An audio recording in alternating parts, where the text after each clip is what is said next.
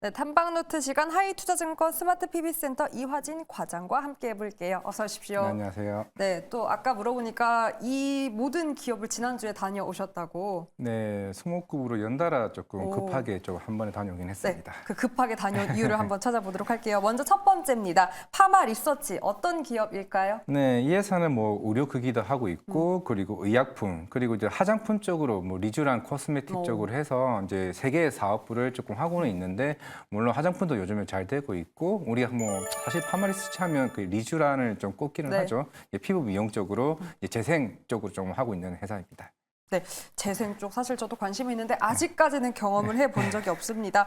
그런데 이런 리쥬란 해외에서 이미 너무 잘 나간다고 들었습니다. 어느 정도일까요? 실제적으로 조금 우리가 알고 있는 뭐 비올이나 뭐 클래시스와는 조금 느낌은 다른데 사실 비올이랑 클래시스는 이미 브라질 쪽에 진출을 하고 있고 비올은 이번 4분기 때 지난 4분기 때 브라질 실적 인증을 받았습니다. 여기는 지금 중국 쪽에 한 20% 정도 그리고 싱가포르 그리고 인도네시아 뭐 일본 등 거의 동남아시아 쪽으로 각각 이제 10% 쪽으로 하고 있는 상황인데 아마 올해부터는 좀 남미 쪽으로 지금 진출 계획을 좀 잡고 있는 만큼 뭐 사실 뭐 리쥬란도 굉장히 호평을 좀 받고 있는 제품이기 때문에 향후에 좀 해외 쪽으로 좀 성장이 좀 올라가지 않을까 생각을 하고 있습니다. 그 해외 성장을 우리가 어쨌든 볼 수 있는 건 실적입니다. 카운트 4분기 실적 얼마나 또 기대해 볼 수 있습니까? 사실 뭐 계속 꾸준하게 이번은 작년 매출액 정도는 한 705억 원 정도 예상을 하고 있고 한 영업이익은 259억 정도를 하고 있는데 네. 생각보다 이제 화장품이 이제 YOY 기준으로 한 50% 성장을 하고 있고 그리고 우리가 알고 있는 이제 리에톡스 이제 보톡스와 같은 의약품 같은 경우는 한 20, 30% 그리고 우리가 알고 있는 이제 리쥬란 같은 경우도 한 30% 정도 성장이 계속 꾸준히 좀 성장하는 추세이다 좀 말씀을 드리겠습니다. 네, 그렇다면 올해 이 해외 지역 쪽의 확장과 자회사 행보에 주목을 해야 한다라고 증권가 코멘트도 나오고 있더라고요. 어떤 포인트에 우리가 또 주시를 해야 합니까? 사실 저는 이번에 가서 진짜 중요하게 물어봤던 거는 물론 칠레도 이제 남미이긴 하지만은 네. 이제 칠레는 이제 작년에 나왔고 멕시코는 이제 올해부터 이제 진출을 할 것으로 보이고 있습니다. 사실 이런 하이프 시장이나 이런 미용기기 쪽은 브라질이 가장 큰 이제 시장이기 때문에 브라질이 그럼 언제 혹시나 좀 계획이 있냐라고 얘기를 했을 때는 아직은 사실 아직 브라질은 좀 시간이 좀 필요한 좀 상황인 것 같긴 합니다. 하지만은 워낙 중국 쪽에서도 잘 되고 있고 동남아 그리고 이제 점차적으로 이제 올해 남미 쪽으로 좀 진출한다라고 하게 되면은 뭐 해외 뭐 확장에 대한 부분은 충분히 좀 괜찮지 않을까라고 생각을 하고 있고 네. 금방 이제 자회사에 관련 말씀을 하셨는데 이제 리쥬라프라고 해서 이게 제품이 굉장히 비쌉니다. 한 150만 원 정도 하는 이제 미용기기, 의료기기 이제 쪽인데 물론 이제 자회사 같은 경우도 그동안 이제 펀드 운영에 대한 수익도 좀 괜찮았었고 그리고 홈 헬스케어 같은 이런 부분도 조금씩 이제 올라오는 정도이지만 이제 결국에는 지금 이제 리쥬란이 워낙 메인이기 때문에 향후에 자회사에 대한 실적 같은 경우는 뭐 올해 뭐 지켜봐야 좀 되지 않을까 생각을 하고 있습니다. 네, 그리고 제가 알기론 이 의료기기가 피부과가 아닌 집에서 할 수 있는 디바이스가 네. 이번에 리쥬란에서 나왔는데 인기가 네. 정말 괜찮다고 들었습니다. 네, 사실 제가 이거를 지난주에 갔다고 아는 지인에도 얘기를 한 친구가 네네. 근데 사실 이게 미용기기를 저는 이제 안 받아보긴 했지만은 네. 굉장히 아프다고 합니다. 오. 결국에는 뭐 항상 이게 요청을 하는 게 네. 비싸기도 하지만은 좋다, 좋은 건 맞는데 너무 아파서 아프다. 조금은 이런 걸 좀 개선했으면 좋겠다. 뭐 얘기를 했었는데 워낙 이제 리쥬란 같은 경우 시장에서 굉장히 좀 인기가 많은 이제 품목이기 때문에 그래서 좀 브라질에서도 굉장히 이게 확장되는 좀 구조이지 않나라고 생각을 하고 있습니다. 네. 아프더라도 예뻐지기 위해서 저는 한번 받아보고 싶네요. 가격 전략 한번 간단히 들어볼까요? 일단은 뭐 제가 한 목표가는 이제 15만 원을 제시를 했고요. 이제 손절가는 10만 원인데 어느 정도 이제 15만 원을 잡은 이유도 이제 전 고점 정도는 충분히 올해는 좀 가능하지 않을까라고 생각을 해서 조금 목표가를 그 가격을 제시하도록 했습니다. 네, 함께 다녀온 기업입니다. 다음 기업도 바이오네요. CTC 바이오 어떤 기업입니까? 네, 우리가 사실 이 회사는 뭐 동물의약품이나 이제 인체의약품 쪽으로 이제 알고 있는데 이제 흔히 우리가 알고 있는 뭐 조루 이제 발기부전 치료제로 이제 유명한 이제 회사로 좀 알고는 있을 겁니다. 흔히 필름 제제형 쪽으로 이제 유명했던 회사고 이제 작년부터 이제 알죠. 한 2년, 2, 3년 전부터 이 조루와 발기부전 이제 복합 치료제, 이게 CTC 바이오를 지금 국내에 허가 신청을 했었는데 이게 아직까지는 좀 보완을 하는 단계가 조금 많이 있는 상황이지만은 아마 올해 보완하게 되면 한 4월, 5월쯤에는 좀 승인이 나오지 않을까 좀 생각을 하고 있는 회사입니다. 네, 그렇다면 주목해야 할 CTC 바이오의 투자 포인트는 어떤 게 있습니까? 일단은 이 회사는 지금 이제 만약에 아까 말씀드린 복합 치료제가 나오게 된다라고 하게 되면은 사실 작년까지 좀 실적이 그렇게 뭐 좋지는만은 않았습니다. 근데 올해 같은 경우는 이게 그 복합 치료제가 본격적으로 나온다라고 하게 되면 이런 동물 의약품이나 이제 인체 의약품 쪽의 실적이 생각보다 좀 개선세가 저는 올라가지 않을까라고 생각을 하고 있고, 물론 이 회사에 지금 이제 뭐 좀 더 디테일하게 들어가게 되면은 이제 사료 첨가제 쪽에 이제 동남아시아 가장 큰 이제 아시아 쪽에 있는 가장 시가총액이 높은 이제 회사와 지금 제휴 얘기를 좀 하고는 있습니다. 그런 사료 첨가제에 대한 이슈가 올해 조금 긍정적으로 좀 나오게 된다라고 하게 되면은 어느 정도 충분히 CTC 바이오 입장에서는 조금 여러 가지 지금 시너지 효과가 있지 않을까라고 생각을 하고 있습니다. 그 효과에 대해서는 잠시 후에 조금 더 깊게 이야기를 나눠보도록 할게요. 일단 실적 이야기부터 해보자면 지난해 3분기 영업 손실이 나면서 적자 전환을 했습니다.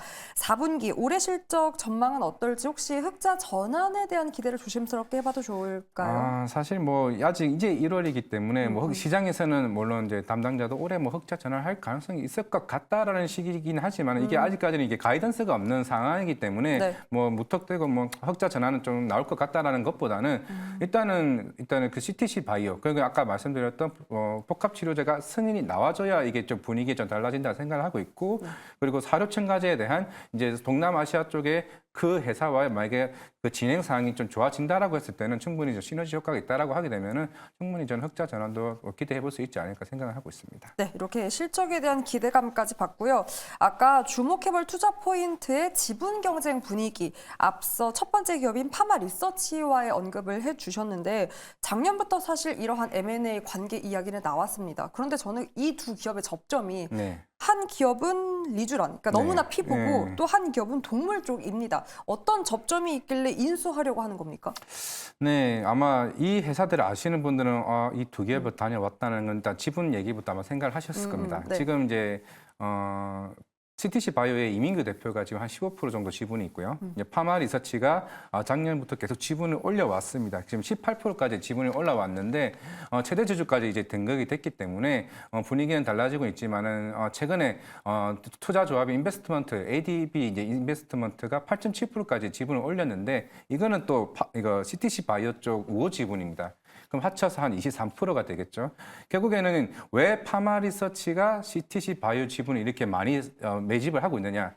이게 물론 CTC 바이오가 시가총액이 낮긴 하지만은 GMP 공장을 3개나 보유하고 있습니다. 그 이유는 왜냐하면 GMP 인허가를 받으려면 5년 이상의 시간이 걸리는데 네. 실제적으로 이 3개 공장인데 건기시, 동물의약품, 그리고 인체의약품 공장을 3개나 가지고 있는 회사이기 때문에 그런 공장을 가지고 있는 것과 이제 이 회사가 아까 필름 제제형 그런 발기부전 관련 치료제 그 필름 제제형 노하우를 가지고 있기 때문에 이거에 대해서 지분을 조금 회사를 적대적 M&A를 하고 싶은 영향이 있는 거죠. 물론 이거는 이거 CTC 바이오 입장에서도 네. 물론 이게 애초에 좀 협력사로 같이 들어와줬으면은 괜찮았을 텐데 사실 얘기도 없이 지분을 매입을 적대적 M&A가 들어왔기 때문에 아마 CTC 바이오를 좀 통으로 좀 매집하지 않겠냐 얘기가 나오는 이제 흐름입니다. 결국에는 일단은 MOU 관계라기보다는 향후에 이런 지분 매입 경쟁이 충분히 좀 나오지 않을까라고 생각을 하고 있는데 물론 3월달이 보통 조청이 열리는 기간입니다.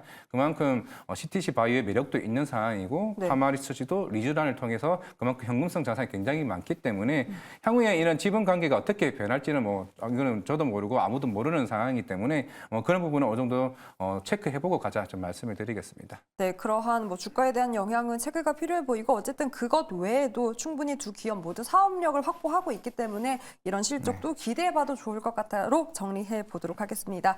마지막으로 볼 기업 유비벨록스입니다. 어떤 기업일까요?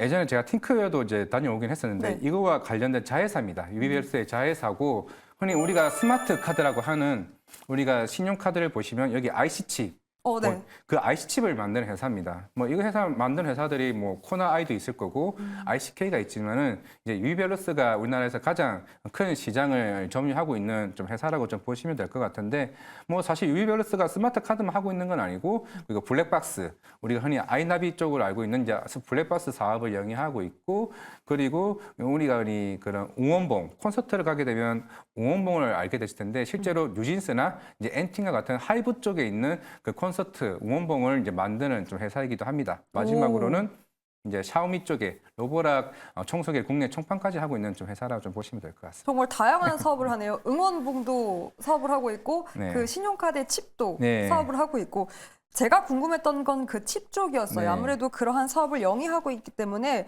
올해 KLSC 도입에 따른 수혜를 이 기업이 좀 받을 수 있지 않을까 기대감은 커지고 있습니다. 어떤 내용인지부터 자세하게 들어볼까요? 네, 그렇죠. 이제 KLSC는 이제 우리나라 신용카드 이제 관련된 연합 결제 구역입니다. 사실 기존에는 이제 EMB 이제 규격이라고 해서 사실 이제 BC카드가 네. 이제 사실 연합으로 많이 쓰잖아요. 뭐 은행에서도 이제 BC카드를 가지고 와서 카드를 이제 발급하듯이 여기에는 새롭게 이제 KLSC가 도입이 본격적으로 되게 되면 사실 유비밸런스 입장에서는 많은 사람들이 카드를 재발급을 하거나 바꾸게 되면 그만큼에 대한 이제 비용 자체가 이제 들기 때문에 거기에 대한 수익을 유비밸런스가 향후에 좀 가져갈 수 있을 것으로 보이고 있는데 지금 이제 우리가 신용카드 단순하게 긁는 용도로만 이제 생각을 하고 있는데 이게 한 단계 더 나아가서 이게 우리가 사물 인터넷용 이게 신용카드가 있으면은 뭐 지갑도 찾을 수 있고 이제 위치 추적 서비스도 될 수 있는 상황까지 많은 기술이 좀 발전이 되고 있습니다. 그렇다면은 기존에 있는 카드보다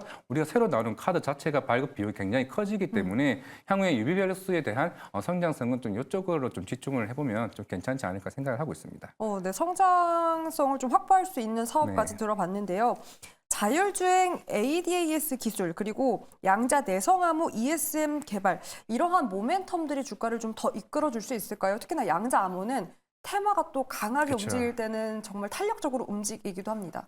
결국에는 이런 보안용 이제 플랫폼이라 보시면 될 것 같은데 우리가 흔히 eSIM이 들어가는 거는 우리가 엣지 디바이스, 뭐 핸드폰뿐만 아니라 뭐 노트북이나 이런 태블릿이 들어가는 여기에 들어가는 칩인데 실제적으로는 이제 유비밸런스도 예전에 대기업 쪽으로 이제 레퍼런스가 들어간 공급 경험이 있는 상황입니다. 네. 실제로 우리나라 정부에 대한 국채 과제에 또 선정 이제 된 회사이기 때문에 향후에 이런 보안형 플랫폼이 이제 본격적으로 시장에서 굉장히 중요한 이슈가 되고 하나둘씩 들어간다라고 하게 되면은 이게 테마성이 아니라 실제로 실적에도 반영될 수 있는 업체라고 좀 생각을 하고 있기 때문에 스마트 카드와 이제 보안형 플랫폼이 어느 정도 시장에서 좀 분위기를 잡으면은 충분히 조금 성장성은 저는 있다라 좀 생각을 하고 있습니다. 네, 그런 성장력을 좀 반영해서 어떻게 가격 전략 가져가면 좋을까요?